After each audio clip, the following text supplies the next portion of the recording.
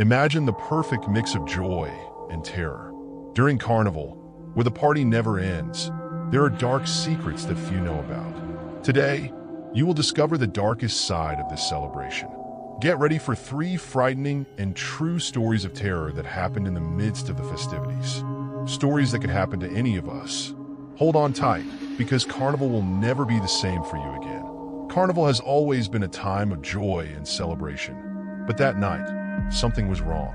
The streets, usually filled with music and smiles, seemed strangely empty, as if a dark shadow was hanging over the city.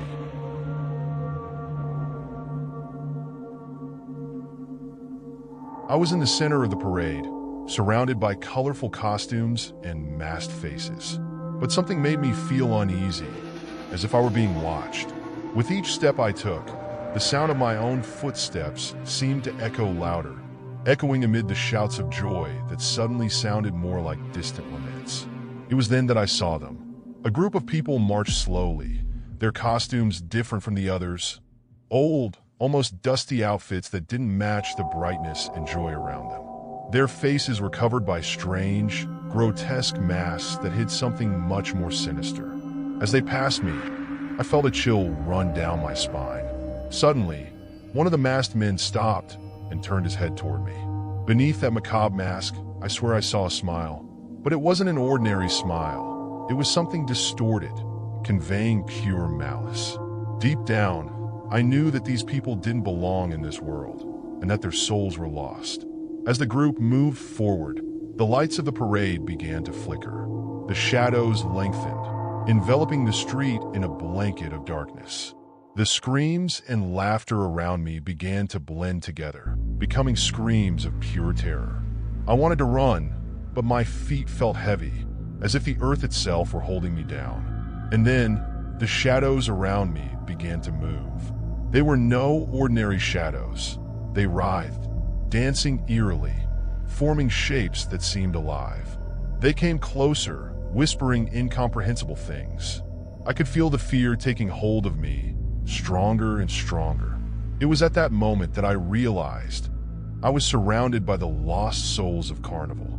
Souls who had never found rest, and who now sought company. And I, without knowing it, had become the next participant in the parade of the damned.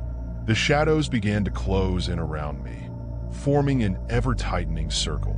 I felt their presence, not just as figures in the darkness, but as a palpable force, pressing against my skin, freezing my blood.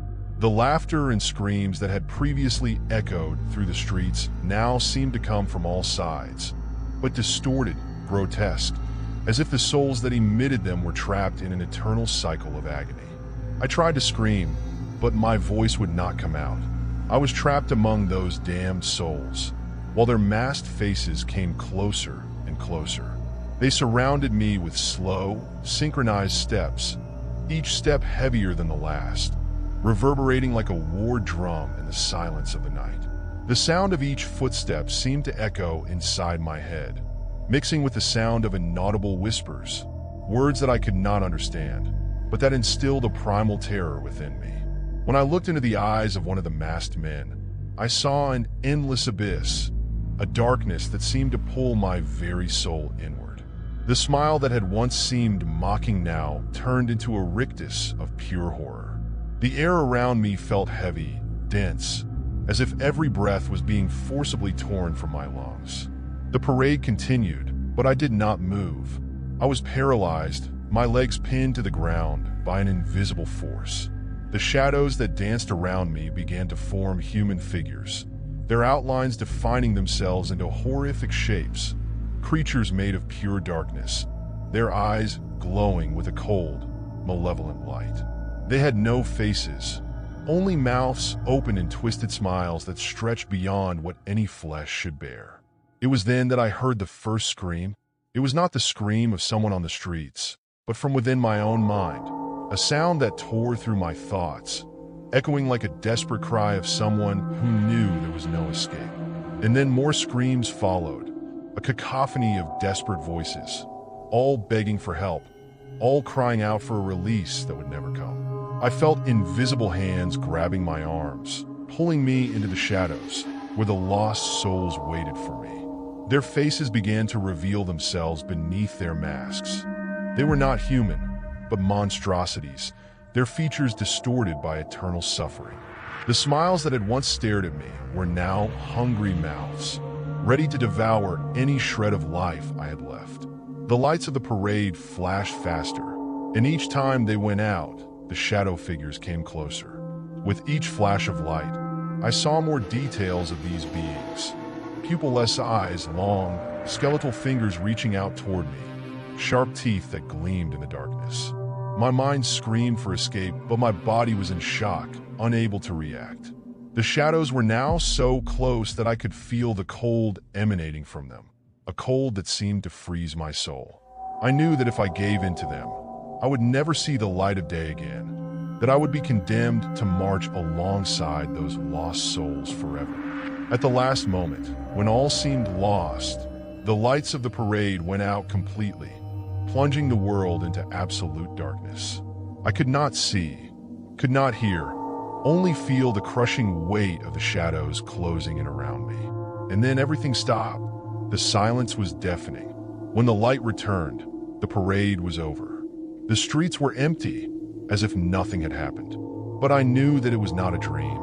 The marks of the shadows were still on me, and the whispers I heard that night would never leave me. Since then, I have avoided Carnival, because I know that, somewhere, those lost souls still march, waiting for the next victim who dares to join the parade of the damned. And if you hear footsteps and screams during the night, know that they may be closer than you think, waiting in the darkness. This story happened to me. It was a carnival night, when the city was vibrating to the sound of samba, and the streets were packed with revelers. Joy seemed to be the only possible emotion, but I couldn't imagine what awaited me that night. As the bloco passed by, the rhythmic steps and the sound of the drums echoed through the streets. I felt an inexplicable chill, as if something or someone was watching me. Among the joyful crowd, something seemed wrong. The bright lights of the costumes and floats began to cast distorted shadows, dancing across the walls as if they had a life of their own. My heart began to race, and a feeling of dread took hold of me. I could hear laughter, but there was something else. Whispers, almost imperceptible, that seemed to come from the very shadows that surrounded me. I tried to ignore them, convincing myself that it was just my imagination, but the whispers grew louder, closer. The crowd seemed to close in around me, and each smiling face became a sinister mask, hiding dark secrets. The steps of the revelers, once joyful, now sounded like the beat of war drums, synchronized with the accelerated pulse of my heart. It was then that I saw something that froze my blood. In the middle of the party, a figure dressed in white, almost translucent, danced to the rhythm of the music. But there was something deeply disturbing about her. Her movements were smooth, but completely disconnected from the joy around her. Her eyes were two black holes, lifeless, and her smile was a macabre slash on an expressionless face. The shadows began to move around her, as if they were being attracted by that figure. Each time she turned, the shadows stretched out, almost as if they were tentacles trying to grab the unsuspecting revelers. I was paralyzed, trapped between fear and disbelief, while that dark entity approached me, its empty eyes fixed on mine. I felt the weight of shadows around me, as if an invisible force was trying to pull me away from reality. And then, in an instant of pure terror, I understood that Carnival, with all its joy, hid a dark ritual where ancient spirits danced to the sound of samba, searching for lost souls to join them in eternal darkness. The chill in my spine turned into an ice that seemed to consume my soul. That spectral figure, with its empty gaze and distorted smile, continued to approach, as if it were a predator toying with its prey. Around it, the shadows writhed, dancing in a hellish rhythm, creating grotesque shapes that defied logic. Each step it took towards me seemed to sink the world around me deeper into a suffocating darkness. As I tried to move, it was as if the ground was alive, holding my feet with invisible hands. The sound of the samba, once joyful, now sounded like a nightmare soundtrack, a macabre chant that announced my doom. The laughter of the revelers, distant and unreal, mixed with the whispers that now filled my ears, repeating words that I could not understand, but that carried a deadly weight. Finally, the entity stopped a few steps away from me. Her face, so close now, revealed even more terrifying details. Her skin was translucent, almost dissolving into the air, while her eyes, those black holes, seemed to suck in all the light around her. The shadows that surrounded her began to lengthen, as if they were claws ready to grab me. I could feel the air becoming thick, heavy, filled with an evil presence that squeezed my chest, making every breath a struggle. It was at that moment that I realized that the whispers were calling my name. They knew my past, my deepest fears, and they recited them like a funeral dirge. Despair took hold of me as I fought against the panic that threatened to consume me. But the shadows wouldn't stop. They began to wrap themselves around me, chilling my skin, stealing every bit of warmth and hope that I still had. I knew I needed to escape, but it was as if I were trapped in a nightmare from which I couldn't wake up. The entity's eyes bored into mine, and I felt a searing pain, as if my soul were being ripped from my body. It leaned down, bringing its pale face close to mine, and whispered something in a language forgotten by time, something that resonated in the depths of my being. Suddenly, the shadows began to envelop me completely. I could feel its cold, skeletal hands squeezing my body, pulling me towards the abyss. The world around me disappeared, swallowed by a darkness that seemed eternal. I was being taken to a place beyond comprehension, where light did not exist, and where the spirits of Samba reigned, condemning those who dared to see what should not be seen. In the last instant before being completely consumed, something pulled me back to reality. A flash of light, coming from one of the glowing costumes, cut through the shadows around me. The spectral figures retreated, their forms vanishing into the air like smoke. I fell to my knees, panting, feeling the warmth of life return to my body. The laughter and music returned to normal, as if nothing had happened. The people around me continued to party, completely oblivious to what I had just experienced. I stood up, still shaking, and looked at the place where the entity had been. There was nothing there anymore, just the crowd and the joy of Carnival. But I knew the truth. Beneath the bright surface of the party, something dark and ancient lurked, waiting for those who, like me, were drawn to the shadows. And even now, as the daylight bathes the streets, I can still feel the empty eyes of that entity watching me, waiting for the next time the samba plays, waiting to take me back to the eternal darkness. When Carnival begins, the streets are transformed into a sea of colors and joy. But behind the masks and vibrant dances, a world of mystery and fear hides. This is the story that happened to me, and that still gives me goosebumps just remembering it. It was a carnival night like any other, and I was in the middle of the festivities, surrounded by people and infectious music. The city was alive with celebration, and I felt excited without imagining what was to come. Among the confetti and streamers, something caught my attention. A group of revelers in old-fashioned costumes, almost as if they were from another era. They stood out for the enigmatic way they danced, moving in slow, almost hypnotic steps. Curious, I approached them. The bright lights of the party seemed to disappear as I got closer. The atmosphere around me seemed to change. The voices, once lively, became distant and muffled murmurs.